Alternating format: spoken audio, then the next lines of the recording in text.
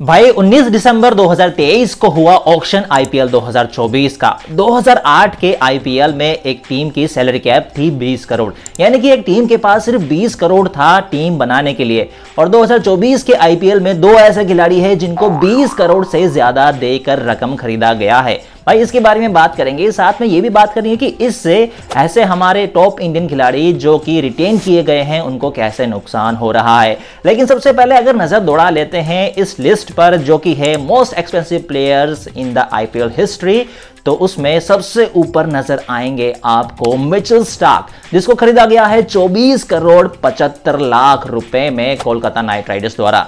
तो भाई केकेआर का एक बार फिर से यहां दिखता है तेज गेंदबाजों के लिए प्यार। और नेक्स्ट इन द लिस्ट आपको दिखेंगे एक और ऑस्ट्रेलियन पेसर, उनके कप्तान पैट कमिंस, जो कि एक समय में कोलकाता नाइट राइडर्स के ही खिलाड़ी थे, लेकिन इस बार अब वो खेलते हुए नजर आएंगे सनराइजर्स हैदराबाद, जिसको खरीदा गया है 20 करोड़ 50 लाख रुपए में। और क्या पता अब यहां पे कप्तानी भी करते हुए दिख सकते हैं सनराइजर्स हैदराबाद के लिए, अगर वो मान जाते हैं, क्योंकि एडन मार्करम की कप्तानी पिछले सीजन में कुछ खास नहीं हुई थी। इस बार के ऑक्शन में एक बार नहीं 2 बार सबसे महंगे खिलाड़ी होने का रिकॉर्ड टूटा है। सबसे पहले पैट कमिंस जब उसको 20 करोड़ 50 लाख में खरीदा गया, लेकिन एक ही घंटे के बाद यह रिकॉर्ड तोड़ दिया मिचेल स्टार्क ने जब उसको 24 करोड़ 75 लाख में खरीदा गया। और इसी के बारे में मैं कल चर्चा कर रहा था जब शॉर्ट्स बना था, अपना अच्छा खासा समय देके मैंने पैट कमिंस के ऊपर वीडियो बनाया कि किस तरह से आईपीएल के इतिहास में वो सबसे महंगा खिलाड़ी बन गया। लेकिन ये जो इंफॉर्मेशन था वो एक घंटे में पुरानी भी हो गई, क्योंकि मिचेल स्टार्क ने वो रिकॉर्ड तोड़ दिया। चेकआउट कर सकते हो वो शॉट यहां पे। पर अभी अगर लौट आते हैं उस लिस्ट में, तो ध्यान से अगर देखोगे तो टीमों का पहले फोकस होता था ऑलराउंडर्स के ऊपर, Yuvraj Singh, Ben Stokes, Chris Morris, Cameron Green, Sam Curran जैसे खिलाड़ियों के ऊपर। तो इस साल ऐसा क्या हुआ जिससे तवज्जो मिली है तेज गेंदबाजों को? एक बात सीधी सी ये है कि आईपीएल जैसे टी20 लीग में या फिर किसी भी टी20 लीग में पिचेस से ज्यादा गेंदबाजों को मदद नहीं मिलता है। तो ऐसा पिच जहां स्पिनर्स की ज्यादा बॉल नहीं घूमेगी, ऐसा पिच जहां पे स्विंग गेंदबाजों की गेंद ज्यादा स्विंग नहीं होगी, तो ऐसे में तेज गेंदबाज जो कि रो पेस लेके आते हैं उनकी अहमियत काफी ज्यादा बढ़ जाती है, जो अच्छे लाइन लेंथ में गेंदबाजी कराते हैं। क्योंकि सोचिए ना, 140-150 किलोमीटर प्रति घंटा की रफ्तार से अगर कोई यॉर्कर कराता है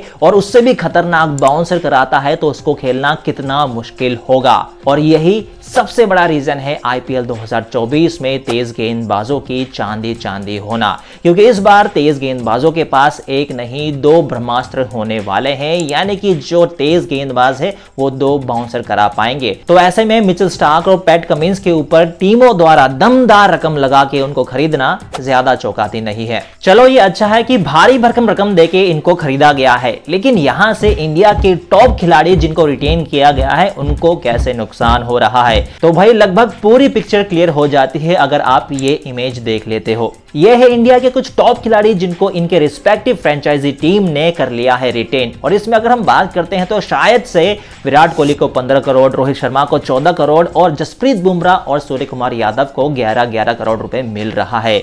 और भाई अगर आप देखते हो आईपीएल 2024 का ऑक्शन, तो डैरल मिचेल को 14 करोड़ में खरीदा गया है। तो इसका मतलब क्या, सूर्य कुमार से बेहतर डैरल मिचेल है? और इन 2 खिलाड़ियों से ज्यादा तो हर्षल पटेल को 12.25 करोड़ रुपए में खरीदा गया है भाई। तो ऐसे में सवाल ये उठता है कि वो खिलाड़ी भले ही वो इंडियन हो या फिर बाकी खिलाड़ी जिनको रिटेन किया गया है, उनके लिए ग्रोथ का चांसेस कहां पे है? शायद तब जब टीम की सैलरी कैप एक बार फिर से बढ़ाई जाएगी, या फिर तब जब न्यू रूल्स को लाया जाएगा, कुछ वैसा ही रूल जैसे 2008 में था।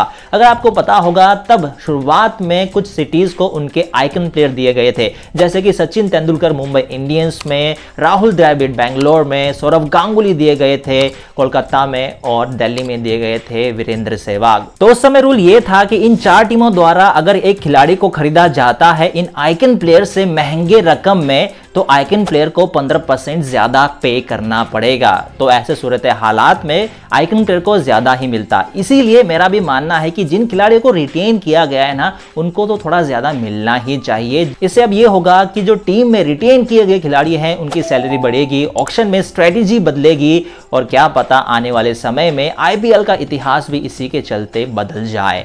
लेकिन ये सिर्फ मेरा एक ओपिनियन है जो कि सही हो सकता है और गलत भी डेफिनेटली हो सकता है। तुम्हारा क्या मानना है जरूर बताना। और जाने से पहले मैं आपको बता देता हूं कि 19 दिसंबर में ही खेला गया था भारत और दक्षिण अफ्रीका के बीच में दूसरा ओडीआई, और जिस आसान तरीके से पहले ओडीआई में भारत ने जीत हासिल कर ली थी, कुछ वैसे ही आसानी से दूसरे ओडीआई में भारत को हार का सामना करना पड़ा है। इसका मतलब यह कि अब यह सीरीज जाता है डिसाइडर में तीसरे ओडीआई में, जो कि खेला जाएगा 21 दिसंबर को, जिसमें हमारी नजर जरूर रहेगी। और भाई नजर तो तुम्हारी भी रहती है वीडियो में, बस सब्सक्राइब नहीं करते हो तो कानून गैंग्स को कर लो सब्सक्राइब। फिलहाल के लिए मैं गैंग सब आपसे लेता हूं विदा, जल्द ही मिलता हूं अगले वीडियो में। तब तक के लिए goodbye and take care.